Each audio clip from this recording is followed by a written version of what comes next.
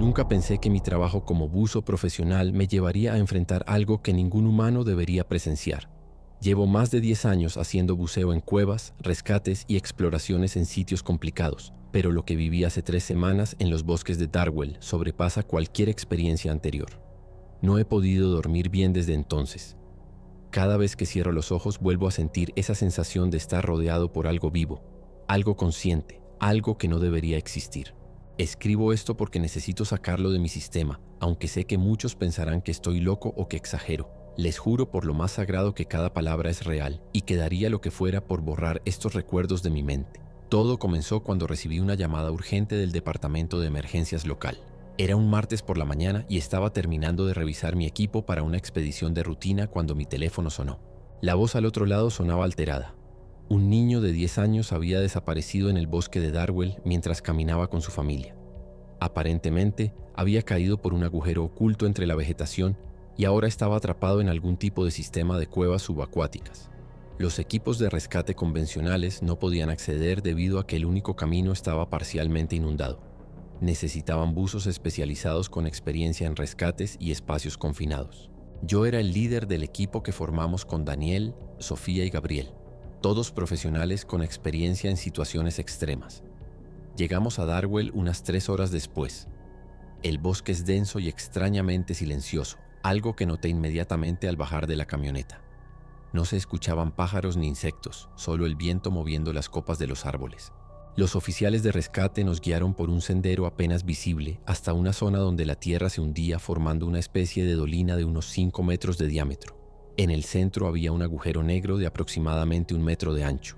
Según los padres del niño, que estaban visiblemente destrozados, el pequeño Miguel se había acercado demasiado al borde y la tierra había cedido bajo sus pies. Los gritos del niño se habían escuchado durante unos minutos después de la caída, pero luego nada. Eso había sido hace casi 15 horas. La sensación de malestar comenzó incluso antes de descender.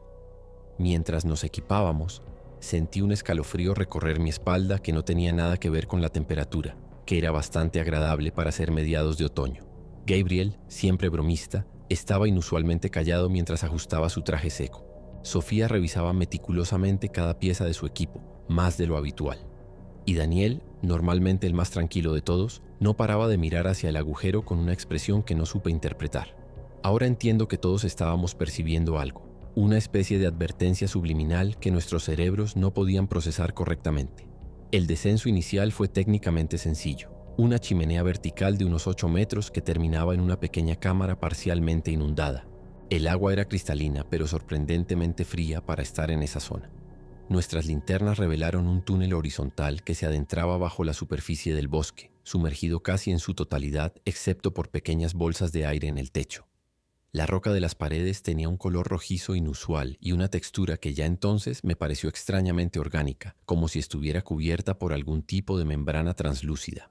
Lo atribuí a algún tipo de formación mineral o biofilm bacteriano, algo común en cuevas, pero ahora sé que estaba presenciando los primeros indicios de lo que nos esperaba. Avanzamos en formación de línea, con Gabriel al frente colocando la línea guía, yo en segundo lugar, seguido por Sofía y Daniel cerrando la formación. La comunicación bajo el agua se limitaba a señales con las manos y las linternas, por lo que establecimos un protocolo estricto. El túnel comenzó a descender y a ensancharse después de unos 50 metros, formando una galería sumergida de techo bajo. Fue entonces cuando noté las primeras anomalías en las corrientes. El agua se movía en patrones que no correspondían a ninguna dinámica normal de cuevas. Era como si pulsara, creando remolinos ocasionales que tiraban de nuestros cuerpos en direcciones impredecibles. Gabriel se detuvo de repente y señaló hacia una bifurcación del túnel. Su linterna iluminaba lo que parecía ser una prenda de ropa flotando en el agua. Nos acercamos y confirmamos que era una zapatilla deportiva infantil. Teníamos la primera prueba de que el niño había pasado por allí. Gabriel indicó que tomaríamos el túnel de la derecha, que descendía en pendiente suave. Fue entonces cuando ocurrió el primer incidente. Mientras Gabriel aseguraba la línea guía a una protuberancia en la pared, algo se movió bajo sus manos. Al principio pensé que era un efecto visual causado por las sombras de nuestras luces, pero luego lo vi claramente. La pared se contrajo, como si fuera un músculo tensándose. Gabriel retrocedió bruscamente soltando la línea. En ese mismo instante, lo que parecían venas o raíces rojizas emergieron de la pared y se enroscaron alrededor de su brazo y pierna con una velocidad imposible. Lo que siguió ocurrió en cuestión de segundos, pero se ha quedado grabado en mi memoria como si hubiera durado horas. Gabriel comenzó a luchar frenéticamente mientras aquellas venas se tensaban y multiplicaban, cubriendo su cuerpo como una red viviente. A través de su máscara pude ver el terror en sus ojos mientras intentaba cortar aquellas cosas con su cuchillo de emergencia. Sofía y yo nadamos hacia él inmediatamente, intentando liberarlo. Daniel también se acercó, pero algo lo detuvo a medio camino. Pude ver en su cara una expresión de fascinación horrorizada. Las venas seguían saliendo de las paredes, cada vez más gruesas, y comenzaron a arrastrar a Gabriel hacia una grieta que se había abierto en la roca. Intenté agarrarlo por el tanque mientras Sofía cortaba desesperadamente aquellos apéndices con su cuchillo, pero era inútil. Por cada uno que cortábamos aparecían 3 más. Lo último que vi de Gabriel fue su mano extendida hacia mí antes de que desapareciera completamente en aquella abertura que se cerró tras él como una boca después de tragar. El shock nos paralizó por unos segundos que parecieron eternos. Mi mente no podía procesar lo que acababa de presenciar. Las burbujas de la respiración de Gabriel se habían detenido por completo, y donde antes había una grieta en la pared, ahora solo había roca sólida, como si nunca hubiera existido una abertura. Sofía me agarró del brazo y me hizo señales frenéticas para que regresáramos. Daniel seguía inmóvil, con la mirada fija en el lugar donde Gabriel había desaparecido. Tuve que nadar hacia él y sacudirlo para sacarlo de su trance. Sus ojos, cuando finalmente me miraron a través de la máscara, reflejaban algo que no supe interpretar en ese momento. No era solo miedo, había algo más, como una especie de comprensión o revelación. Comenzamos a retroceder siguiendo nuestra línea guía. Mi corazón latía tan fuerte que podía sentirlo retumbar en mis oídos a pesar del neopreno y la presión del agua. Cada pocos segundos miraba las paredes, esperando ver más de esas venas emergiendo para atraparnos. El agua había cambiado. Se sentía más densa, como si estuviéramos nadando en algo más viscoso que agua normal. La visibilidad también había disminuido, no por sedimento, sino por una especie de neblina rojiza que flotaba en suspensión. Sofía iba delante, alando frenéticamente de la línea guía, mientras Daniel y yo la seguíamos. Fue entonces cuando sentí algo rozando mi tobillo. Bajé la mirada y vi con horror que varias de esas estructuras filamentosas se estaban enroscando alrededor de mi pierna. Intenté no entrar en pánico mientras sacaba mi cuchillo. Corté los primeros filamentos, pero inmediatamente sentí más enroscándose en mi otro tobillo y subiendo por mi pantorrilla. La sensación era indescriptible. No era solo presión. Era como si esas cosas estuvieran sondeando a través del neopreno, buscando una forma de entrar en contacto directo con mi piel. Cada vez que cortaba uno, podía sentir una especie de vibración en el agua, como un pulso de dolor o alarma. Para ese momento, Sofía se había dado cuenta de lo que estaba pasando y nadaba de vuelta hacia mí. Daniel se quedó atrás, observando todo con esa misma expresión perturbadora de fascinación. Las venas ahora habían llegado hasta mi cintura, inmovilizándome cada vez más. Sofía llegó a mi lado y comenzó a cortar frenéticamente los filamentos con su cuchillo mientras yo seguía luchando. El agua a nuestro alrededor pulsaba con más fuerza, y la neblina rojiza se había vuelto tan densa que apenas podíamos ver más allá de 1 metro. Fue entonces cuando sentí algo que me heló la sangre. Uno de los filamentos había encontrado un pequeño desgarro en mi traje y estaba haciendo contacto directo con mi piel.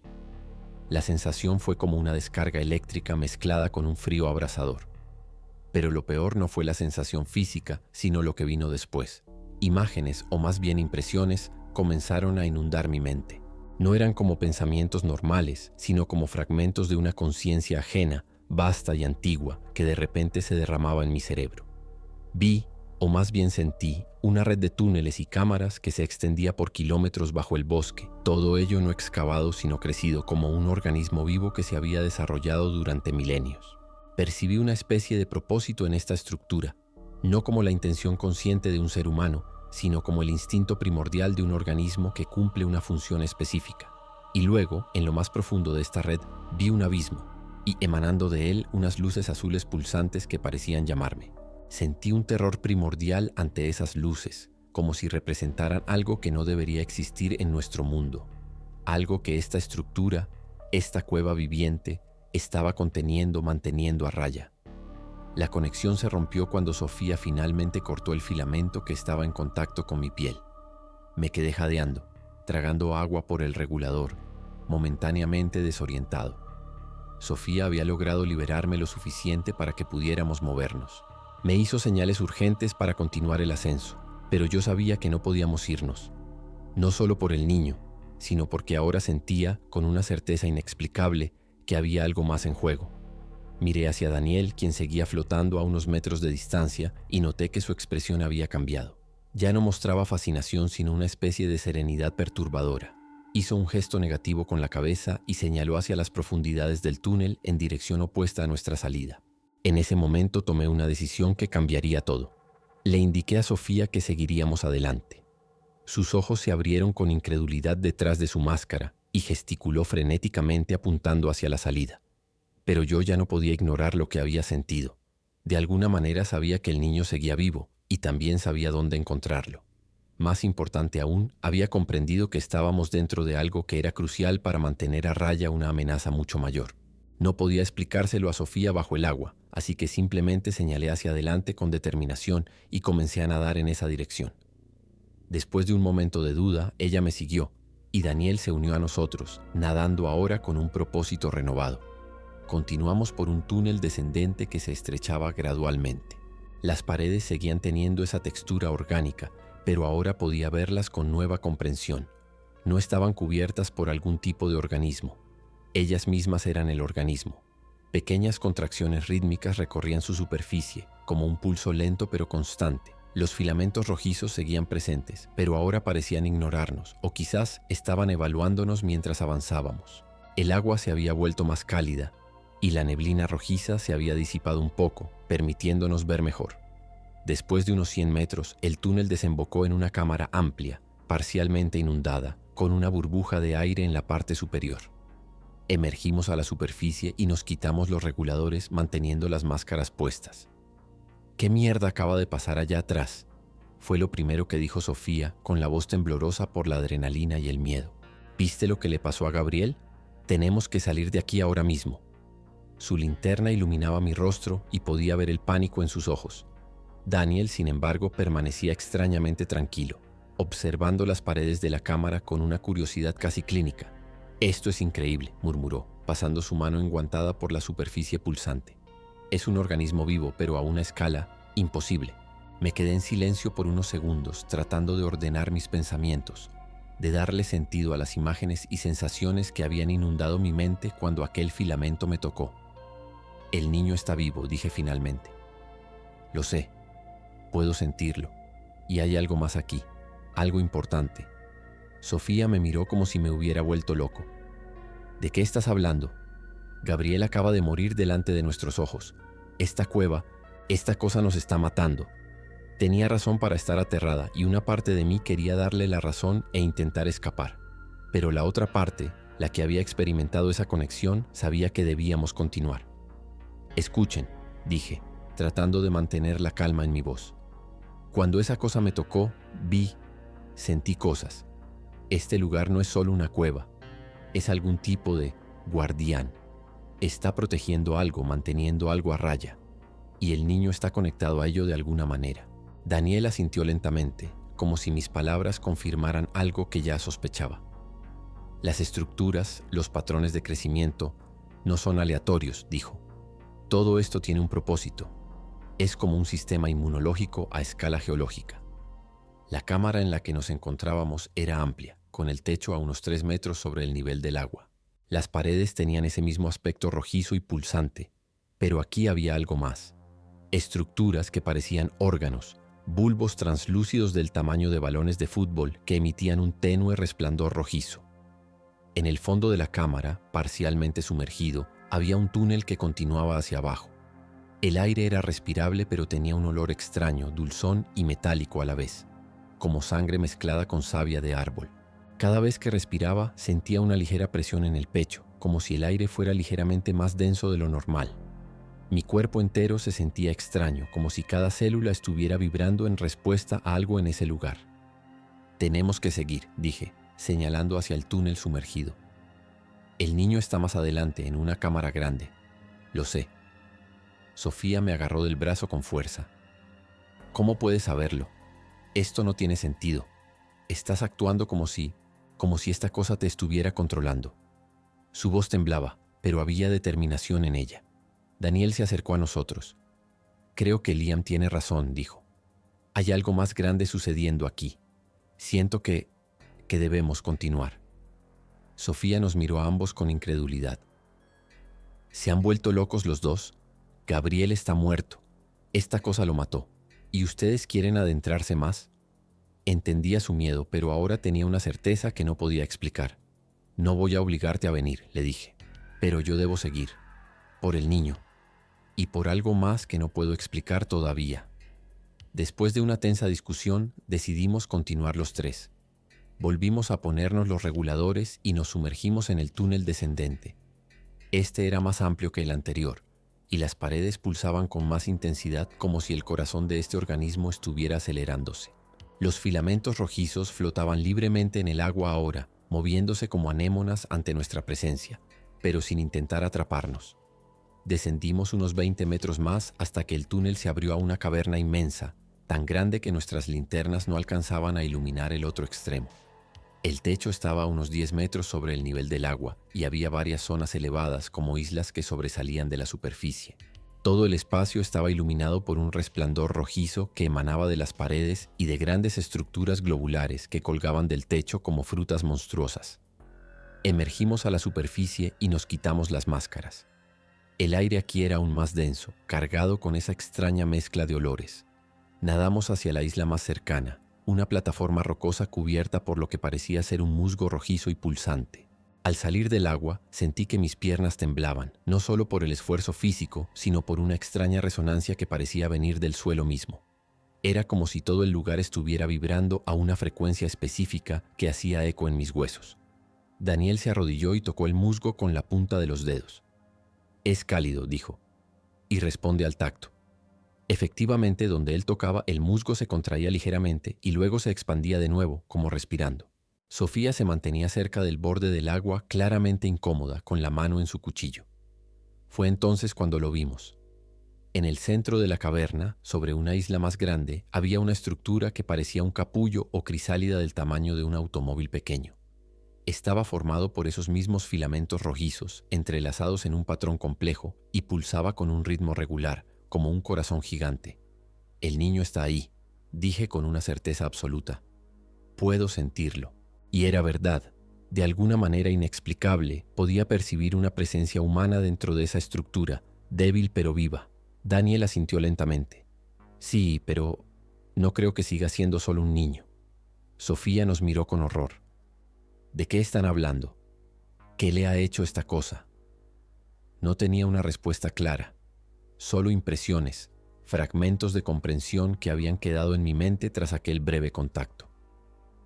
«Creo que se está convirtiendo en parte de esto», dije. «En parte del guardián».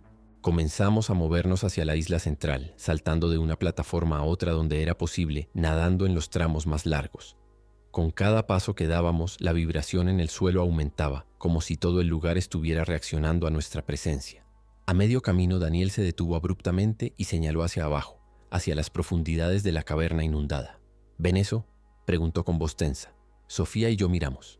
Al principio no vi nada, pero luego lo percibí. Un tenue resplandor azul que emanaba desde las profundidades, muy por debajo de nosotros. No era un resplandor constante, sino pulsante, casi como si estuviera respondiendo al ritmo de las pulsaciones rojizas del guardián, pero en contrafase. Y entonces comprendí.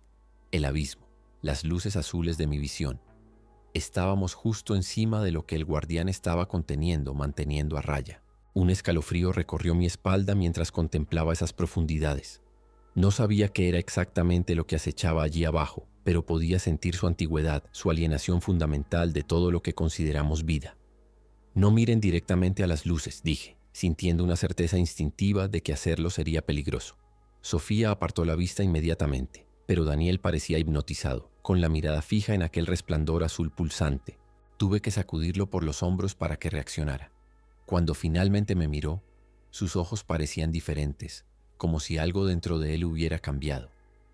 «Es hermoso», murmuró. «Tan antiguo, tan vasto, quiere comunicarse con nosotros». Un escalofrío recorrió mi espina dorsal al escuchar esas palabras. No era Daniel quien hablaba, al menos no completamente. «Tenemos que seguir moviéndonos», insistí, tirando de su brazo.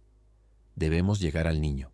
Esto pareció devolverlo parcialmente a la realidad, y continuamos avanzando hacia la estructura central, esa especie de crisálida pulsante que dominaba el centro de la caverna.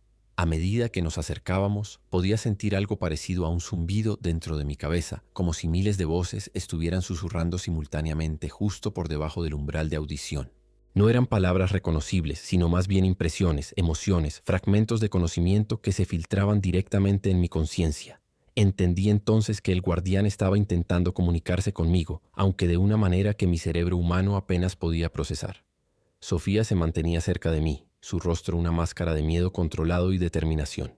Daniel caminaba unos pasos por detrás, su comportamiento cada vez más errático.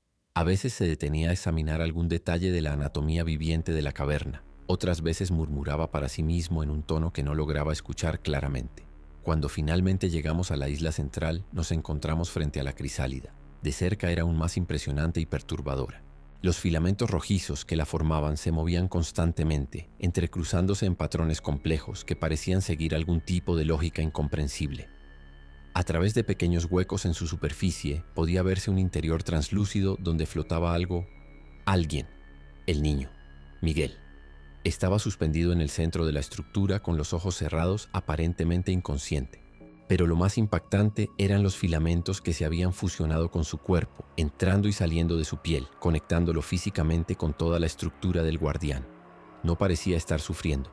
Su rostro mostraba una expresión de calma, casi de paz. «Dios mío», susurró Sofía, llevándose una mano a la boca.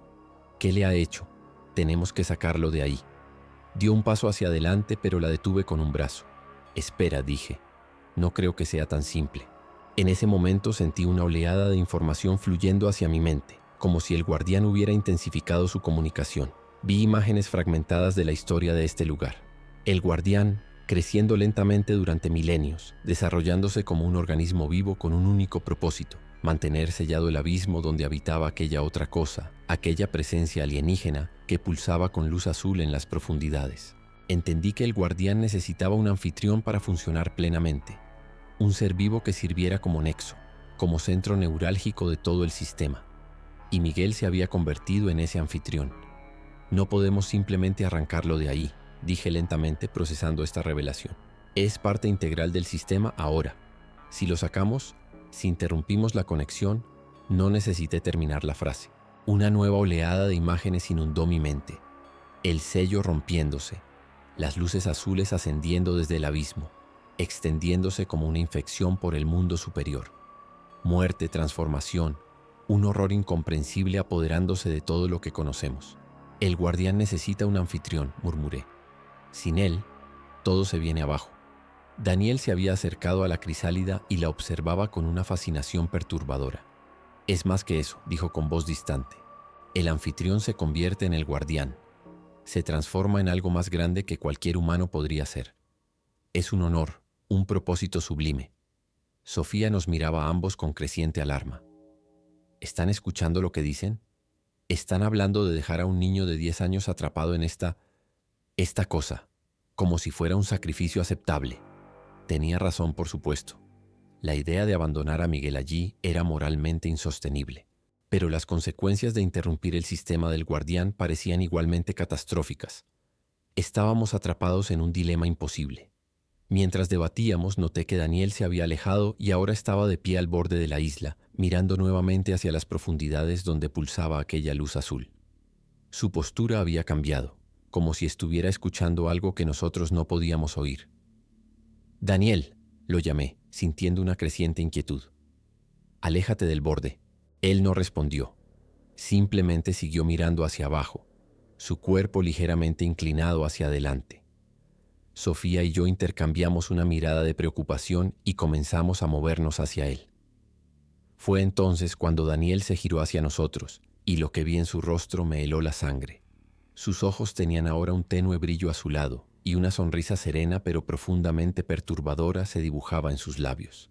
«Lo entiendo todo ahora», dijo con una voz que sonaba casi como la suya, pero con un timbre ligeramente diferente, como si algo más estuviera hablando a través de él.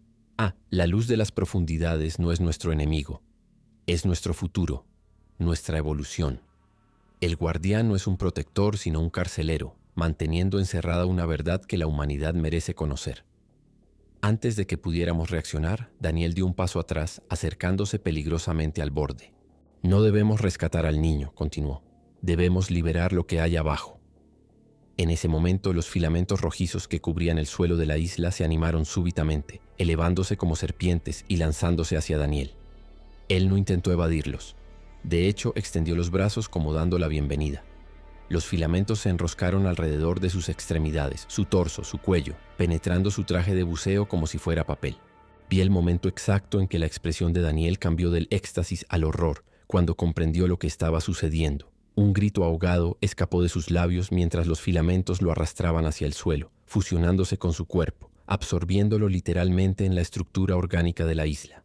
En cuestión de segundos, Daniel había desaparecido, dejando solo su tanque de oxígeno y algunas partes de su equipo flotando en la superficie del agua.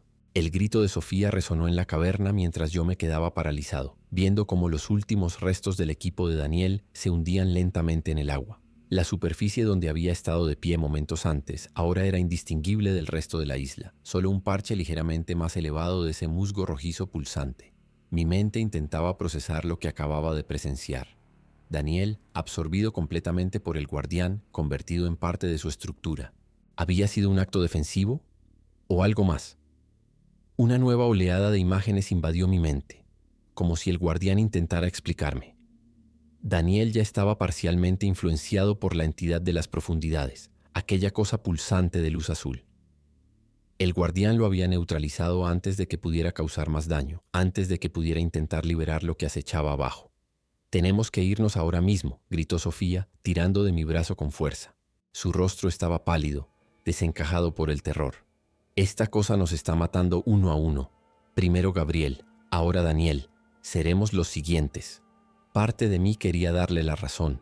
Quería dar media vuelta y nadar desesperadamente hacia la salida, hacia la luz del sol y el mundo normal que habíamos dejado atrás. Pero otra parte, la que estaba conectada de algún modo con el guardián desde aquel primer contacto, sabía que no podíamos simplemente abandonar a Miguel. No se trataba solo de salvar a un niño, se trataba de mantener intacto un sistema que protegía a nuestro mundo de algo inconcebiblemente peligroso. «No podemos irnos», dije finalmente. Mi voz apenas un susurro. «No sin resolver esto». Me acerqué lentamente a la crisálida central donde Miguel flotaba, conectado a todo el sistema por aquellos filamentos rojizos. Sofía me siguió a regañadientes, vigilando constantemente el suelo y las paredes, temiendo otro ataque. La comunicación mental con el guardián se intensificaba con cada paso que daba hacia la crisálida. No eran palabras lo que recibía, sino conceptos puros, entendimiento directo.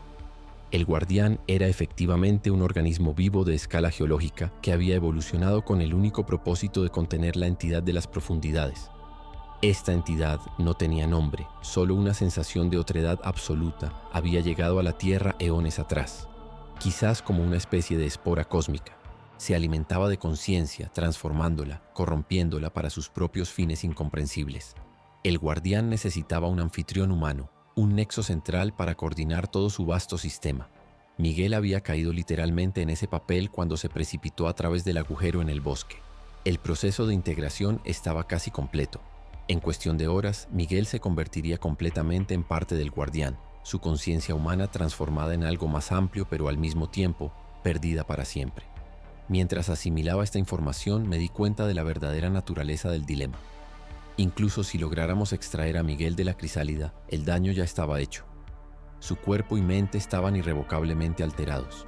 Y sin un anfitrión, el sistema del guardián comenzaría a fallar, permitiendo eventualmente que aquello que acechaba en las profundidades escapara. «¿Qué estás haciendo?», preguntó Sofía con voz tensa cuando me vio extender una mano hacia la superficie pulsante de la crisálida. No respondí. Mis dedos tocaron aquella membrana viviente y una descarga de información pura inundó mi mente. Vi a Miguel, no solo su cuerpo físico, sino algo más profundo, su esencia. Estaba asustado pero también fascinado, experimentando una expansión de conciencia que ningún ser humano había conocido jamás. Parte de él ya no era humano, pero otra parte, el núcleo de su ser, seguía allí, atrapado en una transformación que no había pedido ni comprendía completamente. Y entonces lo supe. Había una solución, una posibilidad que el propio guardián me estaba mostrando. Un anfitrión podía ser sustituido por otro. si el nuevo anfitrión se ofrecía voluntariamente. La realización me golpeó con fuerza, dejándome momentáneamente sin aliento. Yo podía tomar el lugar de Miguel. Podía convertirme en el anfitrión del guardián, permitiendo que el niño fuera liberado. Mi mente adulta, ya parcialmente sincronizada con el sistema del guardián, sería incluso más efectiva como nexo central. Era una decisión imposible, un sacrificio absoluto. Mi vida, mi identidad, todo lo que era y esperaba ser, a cambio de la vida de un niño y la seguridad continuada frente a una amenaza incomprensible. Miré a Sofía, que me observaba con una mezcla de confusión y creciente horror, como si pudiera leer en mi rostro lo que estaba considerando. No, dijo negando con la cabeza. No, Liam, sea lo que sea que estés pensando, tiene que haber otra manera. No la hay, respondí con una calma que me sorprendió a mí mismo. Las piezas encajaban con una claridad cristalina. Este era el motivo por el que había sentido esa conexión desde el principio, porque el guardián me había elegido para comunicarse. Miguel es solo un niño, tiene toda una vida por delante, yo puedo hacer esto, puedo tomar su lugar. Sofía me agarró del brazo, sus ojos llenos de lágrimas. No puedes hacer esto, no sabes lo que pasará. Es suicidio. Tenía razón, por supuesto. No tenía garantías de que algo de mi conciencia, de mi yo, sobreviviría a la transformación. Pero en lo profundo de mí, sentía que era la única opción moralmente aceptable. Escúchame, le dije tomándola por los hombros. Necesito que lleves a Miguel de vuelta a la superficie cuando sea liberado. Necesito que le cuentes al mundo lo que hay aquí abajo, pero también que te asegures de que nadie más venga a perturbar este lugar. El guardián debe seguir funcionando. Lo que mantiene encerrado no puede ser liberado jamás. La superficie de la crisálida comenzó a pulsar más rápidamente, como respondiendo a mi decisión. Sentí los filamentos rojizos emergiendo del suelo, enroscándose alrededor de mis tobillos, pero esta vez no intenté resistirme. Eran cálidos, casi gentiles en su agarre, como dándome la bienvenida. «Vete», le dije a Sofía, que me miraba horrorizada mientras los filamentos subían por mis piernas. «Llévate a Miguel cuando sea liberado. No mires atrás». Ella negaba con la cabeza, las lágrimas corriendo por su rostro. «Liam, por favor». Pero ambos sabíamos que mi decisión estaba tomada. Los filamentos continuaron su avance, envolviéndome hasta la cintura. La sensación era extraña, no dolorosa, sino transformadora, como si cada célula de mi cuerpo estuviera siendo reconfigurada, reconectada a algo vasto y antiguo. Mi mente se expandía, conectándose con la conciencia difusa del guardián, comenzando a comprender su verdadera naturaleza y propósito. A medida que los filamentos alcanzaban mi pecho, la crisálida central comenzó a abrirse como una flor de carne y luz. Miguel flotaba dentro, sus ojos cerrados, su pequeño cuerpo cubierto por una red de conexiones orgánicas que pulsaban con cada latido de su corazón. Los filamentos que me envolvían me arrastraron hacia la crisálida mientras que simultáneamente otros filamentos comenzaban a desprenderse del cuerpo de Miguel. Era un proceso de transferencia, el sistema preparándose para aceptar un nuevo anfitrión mientras liberaba al anterior. Los últimos pensamientos puramente humanos que tuve fueron para mi familia, mis amigos, todo lo que estaba dejando atrás. Pero no sentía miedo, solo una extraña paz mezclada con la certeza de estar haciendo lo correcto. Mientras la crisálida se cerraba a mi alrededor y la conciencia del guardián se fusionaba con la mía, vi cómo Miguel era gentilmente depositado en el suelo de la isla, libre de conexiones, respirando normalmente, como si despertara de un sueño profundo. Sofía corrió hacia él tomándolo en sus brazos. Lo último que vi con mis ojos humanos fue a Sofía mirándome una última vez, una promesa silenciosa en sus ojos, antes de darse la vuelta con Miguel y comenzar su camino de regreso. La transformación fue como morir y nacer simultáneamente. Mi cuerpo físico se disolvió en la matriz orgánica del guardián mientras mi conciencia se expandía, fusionándose con algo vasto e incomprensible. Ya no estaba limitado por los confines de un solo cerebro humano. Ahora era parte de una red neuronal del tamaño de una montaña, sintiendo cada pulso, cada movimiento de este organismo gigante. Podía percibir la cueva entera como si fuera mi propio cuerpo, desde los túneles más superficiales hasta las profundidades donde acechaba aquella presencia alienígena de luz azul.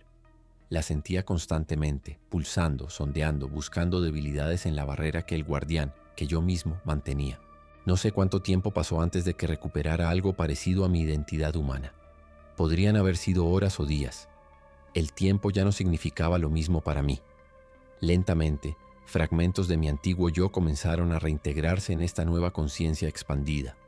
Recordé quién había sido, por qué había tomado esta decisión. Recordé a Sofía llevándose a Miguel, alejándose por los túneles hacia la superficie. Con mi conciencia extendida, pude seguir su progreso a través del laberinto subterráneo. Sentí su miedo, su determinación, su dolor por los compañeros perdidos.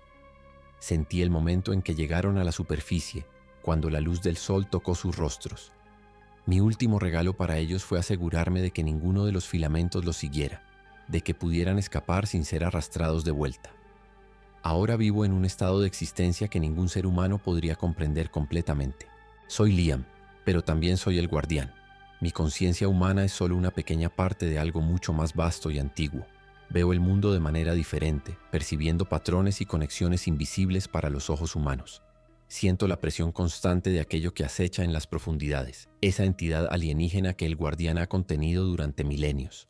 Ahora comprendo por qué es tan peligrosa. No busca simplemente destruir, sino transformar toda la vida en algo fundamentalmente diferente, algo completamente ajeno a lo que consideramos realidad. A veces, en los momentos en que mi identidad humana resurge con más fuerza, me pregunto qué habrá pasado en el mundo exterior. ¿Habrá cumplido Sofía su promesa de alertar sobre este lugar pero mantenerlo protegido? ¿Estará Miguel recuperándose de su experiencia, creciendo, viviendo la vida que le fue devuelta? Mi percepción no se extiende más allá de los límites del guardián, así que solo puedo especular. Pero me gusta pensar que ambos están bien, que mi sacrificio valió la pena. En mis momentos de mayor claridad no me arrepiento de mi decisión. Un niño vive y el mundo sigue girando, inconsciente del horror que acecha bajo la superficie. He aprendido mucho sobre el guardián y su historia. No es el primero de su tipo. Ha habido otros a lo largo de los eones, todos evolucionados con el mismo propósito, contener fragmentos de esa entidad cósmica que llegó a la Tierra hace millones de años. Cada guardián tiene su propio anfitrión, su propio nexo central. Algunos fueron humanos como yo, que tomaron la decisión conscientemente. Otros fueron accidentales, como Miguel. Todos formamos parte de una red invisible que mantiene a raya una amenaza que la humanidad ni siquiera sabe que existe. Pero también he aprendido algo perturbador. El guardián no es eterno. Eventualmente, incluso esta vasta estructura orgánica comenzará a fallar. Puedo sentir ya signos de degeneración en algunas de las partes más antiguas del sistema. La entidad de las profundidades es paciente. Puede esperar milenios, desgastando lentamente sus barreras. Y cuando finalmente el guardián falle, cuando la luz azul ascienda desde el abismo, no habrá nada que pueda detenerla. Este conocimiento me llena de una desesperación cósmica que trasciende cualquier miedo humano que haya experimentado antes. A veces, en los momentos más silenciosos, cuando la presión de las profundidades parece momentáneamente disminuir, puedo sentir algo más allá del guardián y de la entidad alienígena. Algo en las capas más profundas de la realidad, patrones y conexiones que sugieren un propósito mayor, un diseño cósmico que ni siquiera el guardián comprende completamente. No sé si es consuelo o ilusión, pero me aferro a esa posibilidad. Que todo esto, incluso mi sacrificio, forma parte de algo más grande, algo que tiene sentido en una escala que ninguna mente individual puede abarcar. Y así continúo, ni vivo ni muerto, ni humano ni otra cosa, manteniendo la vigilia eterna contra algo que no debe ser liberado. Si estás leyendo esto, quien quiera que seas, significa que Sofía cumplió su promesa de compartir mi historia. Te ruego que la creas. Los bosques de Darwell esconden algo antiguo y peligroso bajo su superficie. No busques la entrada, no intentes encontrarme, pero recuerda que estoy aquí, que alguna vez fui como tú y que elegí convertirme en algo más para proteger lo que valoramos. Y si algún día sientes un escalofrío inexplicable, si percibes momentáneamente patrones que no deberían existir, podría ser que la barrera esté adelgazando, que la luz azul esté encontrando grietas para filtrarse. Prepárate entonces, porque significará que el guardián, que yo, finalmente he fallado.